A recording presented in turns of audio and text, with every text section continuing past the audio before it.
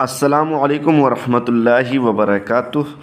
ہمارے بہت سارے اسلامی بھائی ہیں جن کا سوال یہ ہے کہ کیا بیوی کو چھونے سے وضو ٹوٹ جاتا ہے یا کیا اپنا پرائیویٹ پارٹ چھونے سے وضو ٹوٹ جاتا ہے؟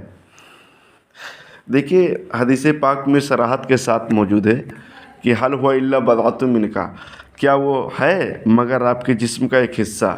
لہٰذا نہ تو حنفی مذہب کے اعتبار سے، اب شوافے میں ٹوٹ جاتا، حنفی مذہب کے اعتبار سے نہ تو بیوی کو چھونے سے وضو ٹوٹتا ہے اور نہ ہی پرائیویٹ پارٹ کو چھونے سے وضو ٹوٹتا ہے۔ ہاں، یہ بات اور ہے کہ بھائی پرائیویٹ پارٹ میں ہاتھ لگانے کی ضرورت نہیں ہے، کبھی ضرورت پڑے گی تو لگا بھی لیے۔